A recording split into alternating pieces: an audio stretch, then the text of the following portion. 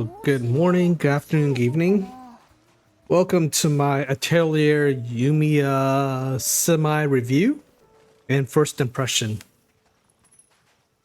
This is an unedited, review. I'm not a pro or anything, so excuse any hiccups or mistalking or anything like that.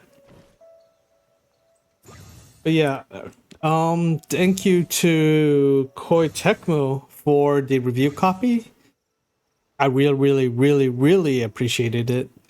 I've been a huge Atelier fan since Totori. Thank you to my friend Bu for showing it to me, and then I got into Totori, and then I played was it Miru, which is still my favorite Atelier heroine. Miru is just awesome. And then from there, you know, there's Eschatology, the Dusk series, basically Aisha, Eschatology, the Shally Stera.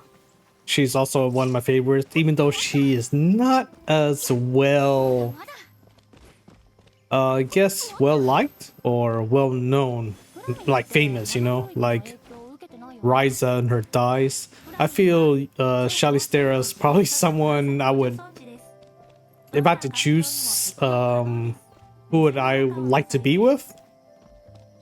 Miru is one, because I just think she's awesome, and Shally Stera is my other one. I just like her, the theme and the nomad life of what she had. It was just, I don't know, it's just great. So yeah, thank you for KOEI TECMO for the review copy. So it's so awesome, you know, for KOEI TECMO this year of 2025. They've been putting up some really great games that you expect, but they actually add, you know, some, you know, twists and variations. Like first we have Dynasty Warrior Origins. Dynasty Warrior, but a twist to it. And it was an awesome game too, so I loved it. I'm waiting for a sequel. Then about like what, a few almost a month before from now, they came out with Warriors Abyss, which is a sleeper hit, shock, not in the bingo card. Basically, it's a roguelike, sandbox type. Well, it's not sandbox, but roguelike game where you have Dynasty Warrior characters, Samurai Warrior characters, and you know, try to beat the game. Something similar to like Slay the Spire, except, you know, in Dynasty Warrior style. It was really fun. It's probably one of my favorite roguelike games.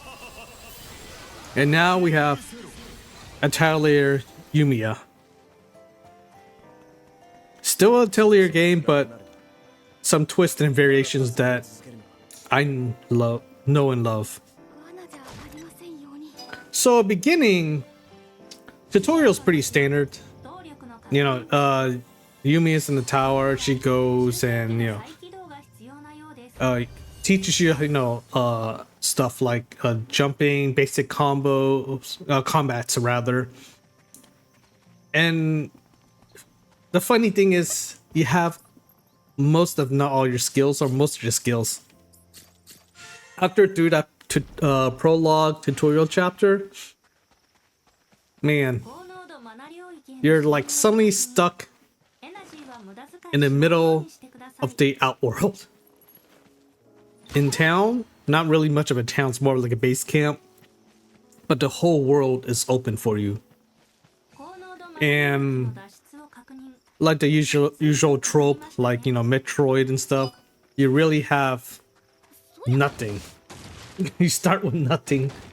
So it makes combat after the tutorial prologue in the tower, it is making it a little harder because of the fact that you know, you're like level 1 and you start with like maybe 1 or 2 skills at best, no items, nothing. So luckily you have your teammates with you, so that's not a big problem. So I'll go through 3 different major sections of the game I would like to talk about before ending my semi-review first impression of the game.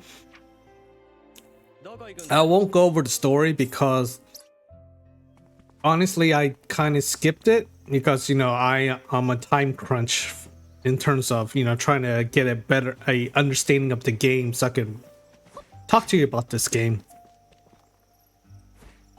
So the 3 things I'm going over is the Outworld, the Alchemy, and the combat.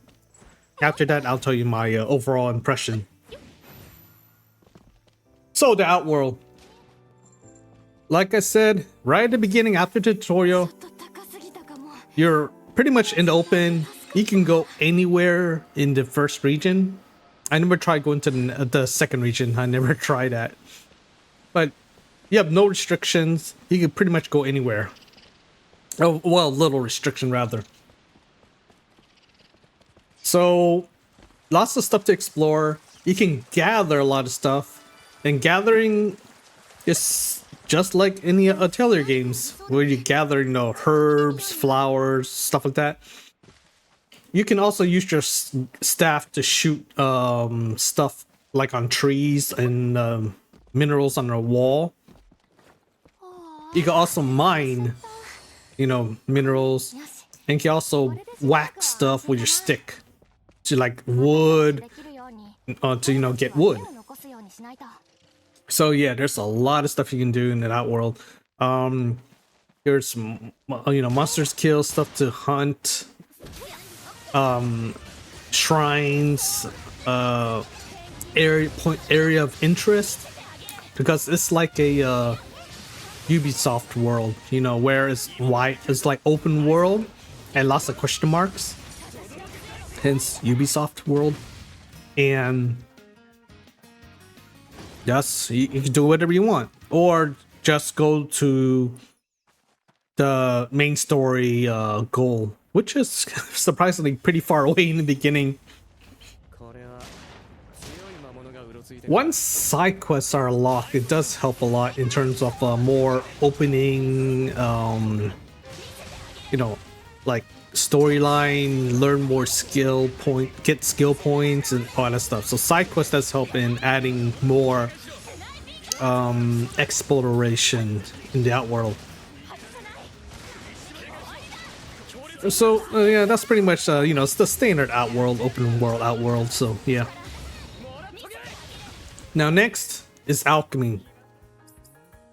Alchemy, like any Atelier game, is pretty much the core reason of playing it. Like any Atelier games, as you improve your alchemy, it opens a lot of options to improve your synthesis. So the more you learn, the better you get, the more you can do.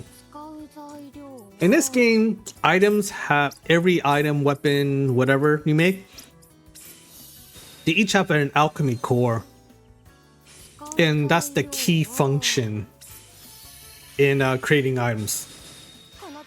Alchemy core means it can also it determines your quality of it, the development, traits, slots, a lot of stuff. So in the beginning, trying to make a weapon or a healing item, you might only have one alchemy core for that item. But as you improve your knowledge, there might be more than one alchemy core. I could have at least like 3 or 4 right now, on depending on the item.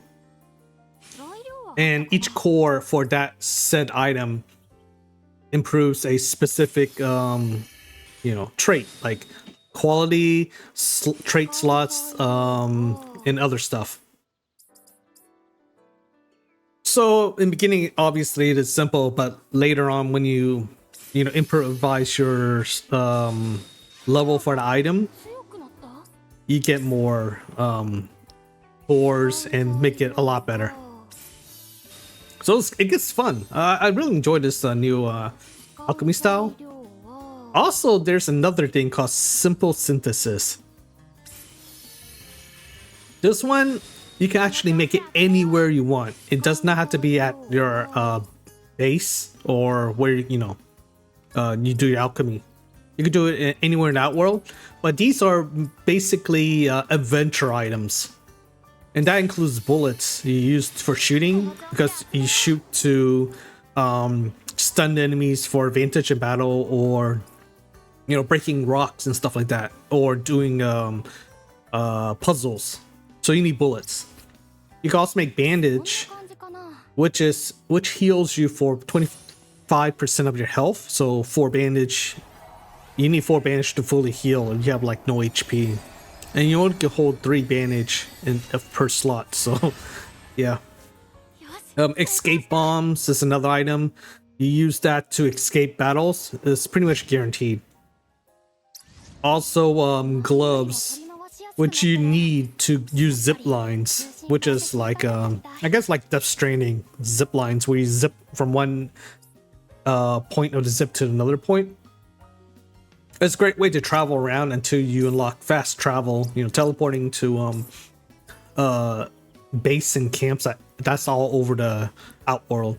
You're not strictly set into one base. You can actually make at specific locations, you can make another base or small camp, so you can actually go there in case if you want to go to that area, or you want to you have too much stuff in your basket and you want to put it in your container. And not only that, the fact you can gather a lot of stuff in your basket is awesome. It's not as limiting like in the older Atelier series like Miru, Totori, Eschatology. So it's really, really nice. So you have your normal alchemy synthesis, your simple synthesis, which is for adventure items. And you can also create buildings, which is, like I said, at specific resting spots, you can make a base. So basically, you can make a lot of mini bases all over the world. Each resting spot / base does have a special thing called comfort level, which gives rewards or bonuses for reaching that specific comfort level. Now, the thing is, comfort level is easily manipulated because you get spammed by making beds and couches. Like, let's say you need 200 comfort level to get a bonus in mining, harvesting, or something. A bed or a couch can give you 10 comfort levels, so you could just make like 10 of the a bunch of those, and boom, you don't have to worry about if you're not a fan of building, like Minecraft building and stuff like that, then there's always a way to work around it to reach that comfort level requirement if you want that bonus. So creating buildings not really something I'm into. I use a preset, and then from there I make plants, beds, couches, whatever gives the highest amount of comfort level with the lowest resource used to reach that goal. So in terms of item creation,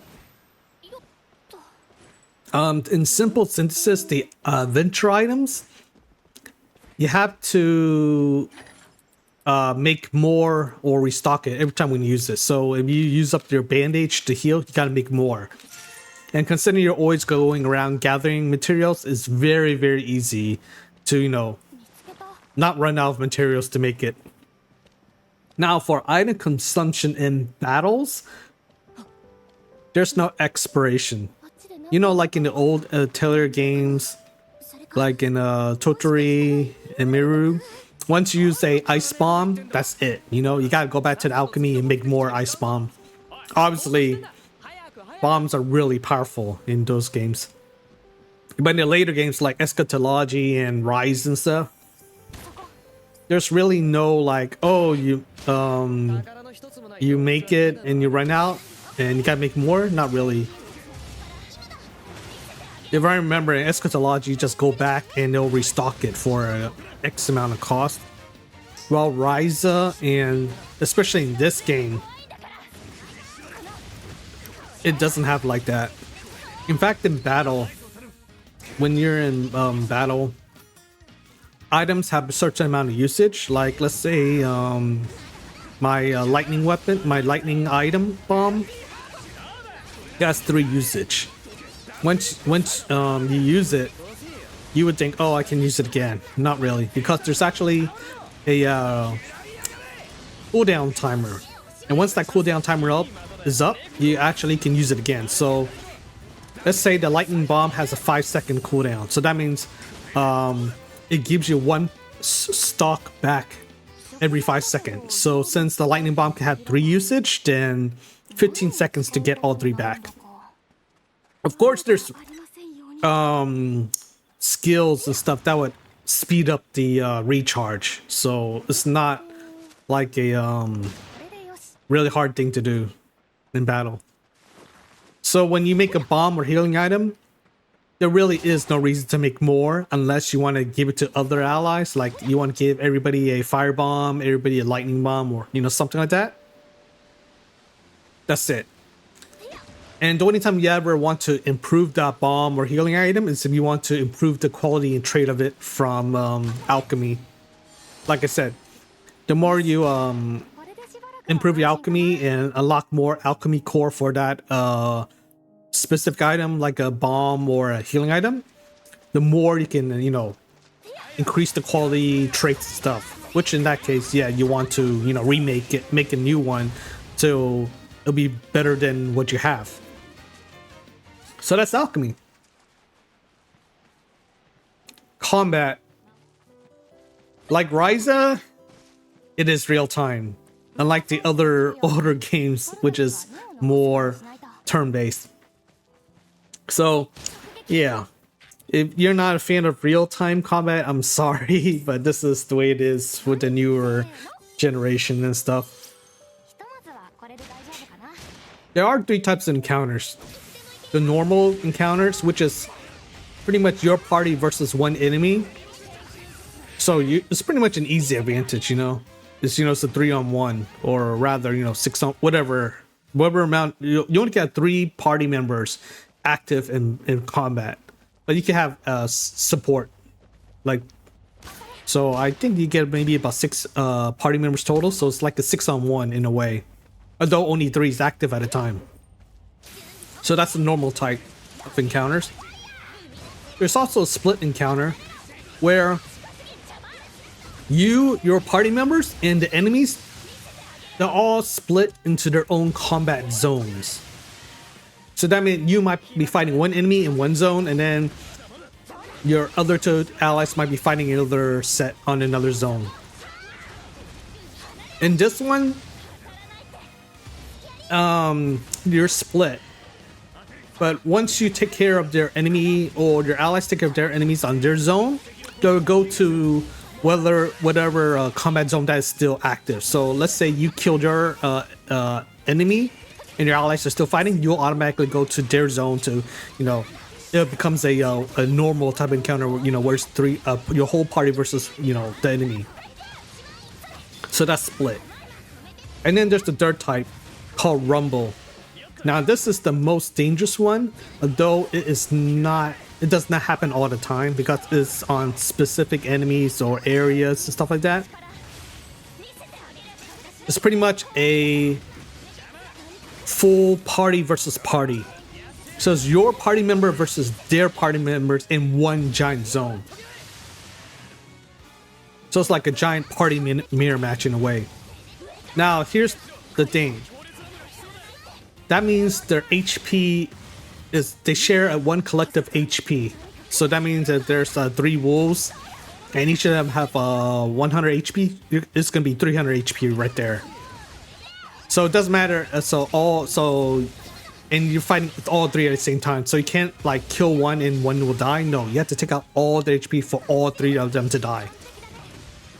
Unlike them fighting you when they kill one of your ally, you only have 2 left. So we gotta watch out for that. So they share 1 collective HP, and they also share the stun gauge. Now the reason why I say Rumble is dangerous because the fact there are 3 of them, so they can coordinate their attack even a lot easier. So that means if they do an AoE, they can, it'll make it harder to dodge all 3 of their attacks. Or they triple. Let's say you're by yourself against them. That's a lot more enemies to dodge by yourself. And obviously, if you fail, you might get hit by one of them and then the next one, and you might die. But the biggest, but there's a huge upside to this is the fact that since they're all together, AoE attacks will hit all of them, so they die faster too. So it's not as bad as it look. Now in this game, they really emphasize on perfect dodging. They will teach you that in the beginning of the tower, beginning at the tower tutorial. They emphasize that, even though they also emphasize about perfect guarding. Yeah, perfect dodging is the way to go because you don't take damage, and it also opens up a lot of stuff. Now, that saying that it's extremely easy to do because you can actually ignore all their attacks and the AoE marker on the ground. You just listen to the sound effect cue. Once you hear it, wait half a second and dodge, and boom, you're always going to be you'll be safe no matter what.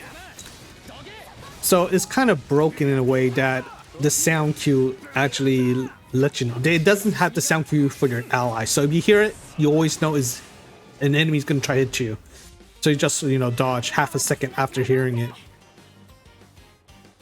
So yeah, it's kind of broken and makes combat a little easy. Which is the next point I want to make about it. Perfect dodging unfortunately makes combat very easy even on the hardest difficulty. As long as you're good in dodging and listening to the sound cue, you'll never die. Unfortunately, the allies, they're not as good, and obviously on higher difficulty, they're not going to take more damage, so it makes them easier to die. But even after that, even all the enemies are after you, you should be okay as long as you can dodge properly. Now there are battle mechanics in this game. Stun mechanic is basically each enemy to have either a physical weakness or a magic weakness, and there's a counter on there. Like let's say physical weakness 5. So if you do a close range attack, which is physical, 5 times, you put them in the stun mode. If it's magic, then you do far range attacks. Now, when they're in stun mode, their stats drop, so they're a lot weaker. They take more damage, But also, whoever caused the stun will get their skills refreshed, so that person can be more aggressive. And hopefully, it's you most of the time. So that's the stun mechanic. Friend action is when the enemy is stunned. That's another mechanic to the stun. When you use an item, you do a double team and use the item to hit the enemy, doing a lot of damage. Now the thing about friend action is the fact that it consumes the whole item usage. So if you're using a lightning bomb and you have 3 charges, all 3 charges are instantly gone. But it's worth it because of the damage it does. Precision counter is when you press perfect dodge, and then you switch to ally during perfect dodge.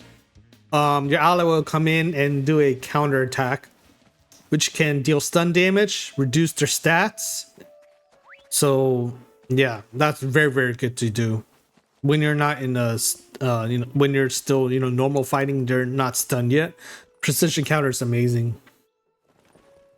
That being said, like I said about there's close range and far range, that's a range shift. When you're fighting close range, inner attacks, you're doing physical attacks. And if they're far away, that's generally magic attacks, at least for Yumia. It's not always the same for all characters, so you gotta watch out. And last, another function I would like to talk about in the battle mechanics is specialties. Each character has their own unique ability specialty.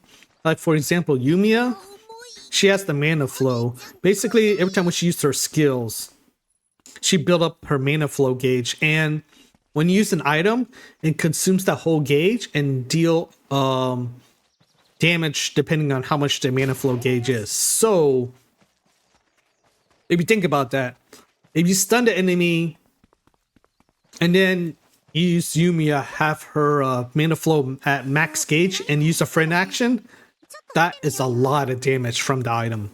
So Yumia is seriously the best for item usage. Another example is Victor. He's like this, the tank, bulky guy. This is a very interesting one. Basically, it's called Pile. That's his specialty. When you use close range attacks, you build up a pile count. And then the pile count allows you to do free attacks in outside range, in range attacks, without consuming the skill usage points.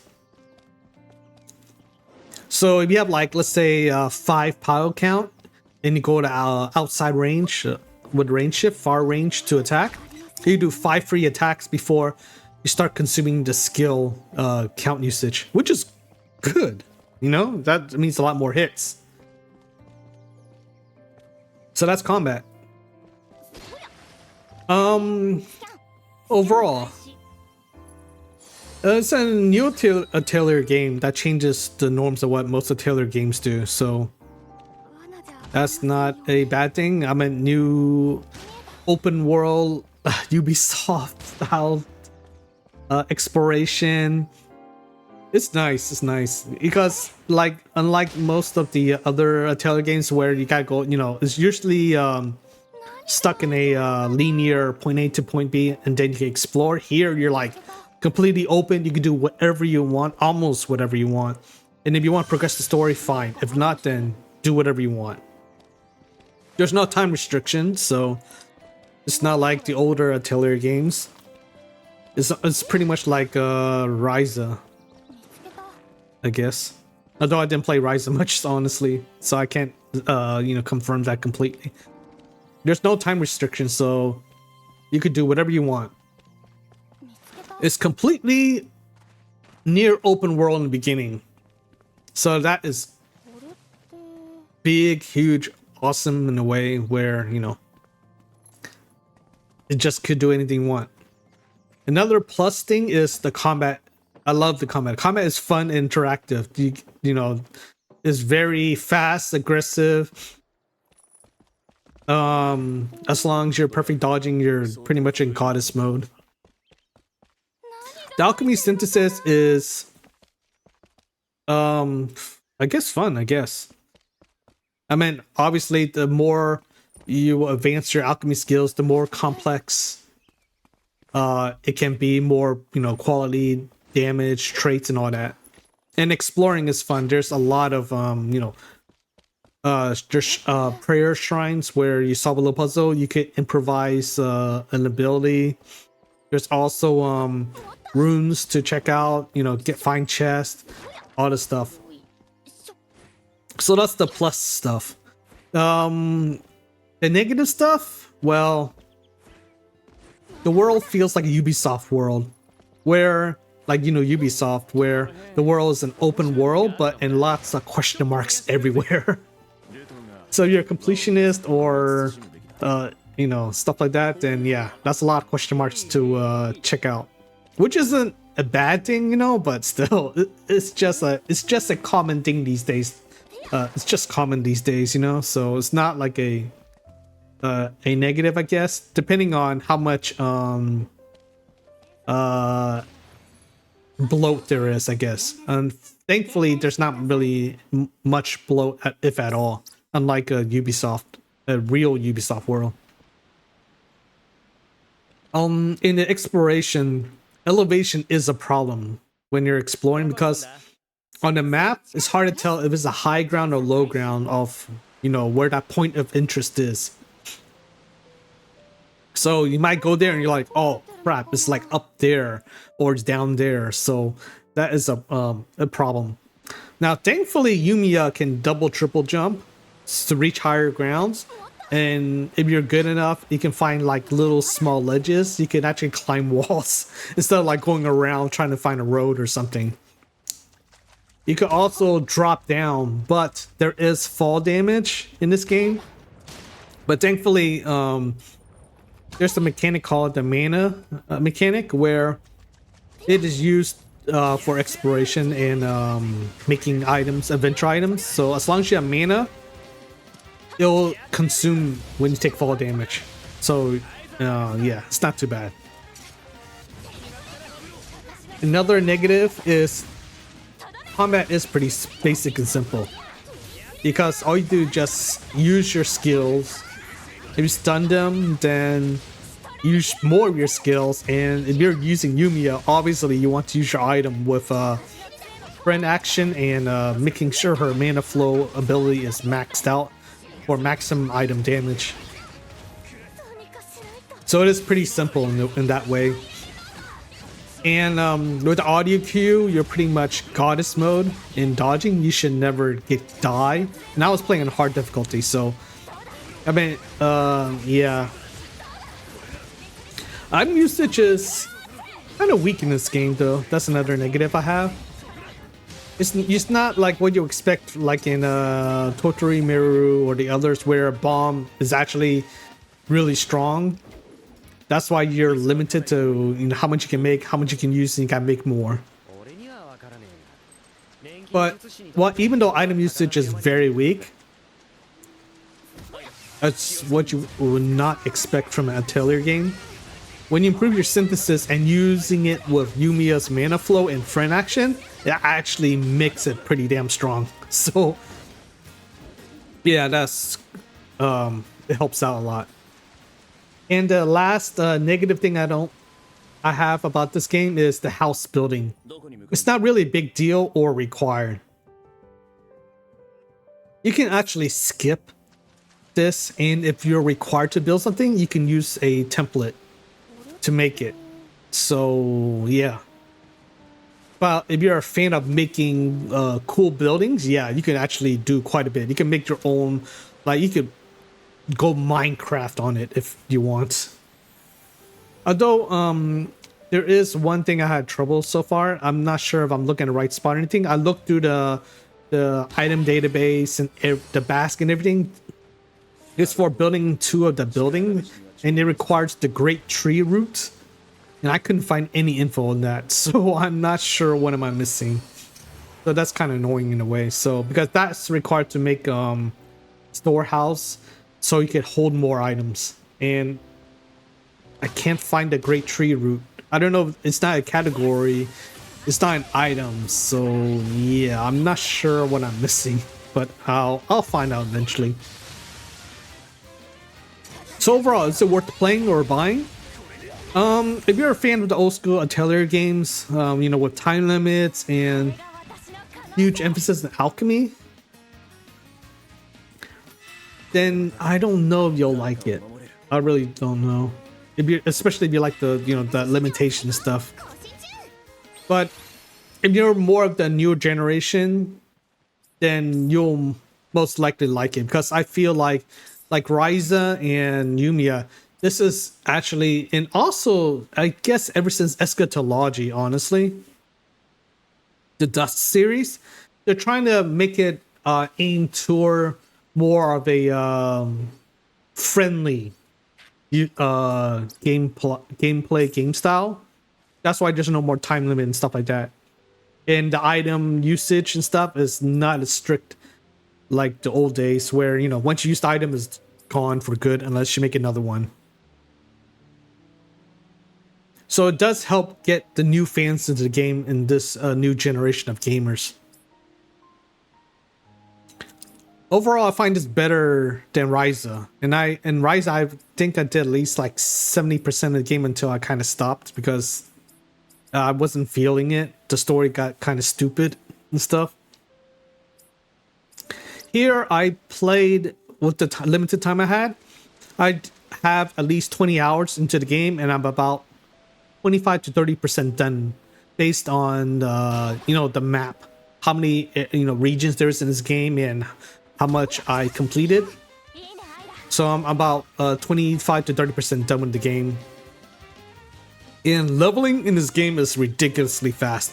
I was almost level 49, almost level 50 by the time I was done with the first region. So I'm sure level 50 is not the cap anymore like in the old days.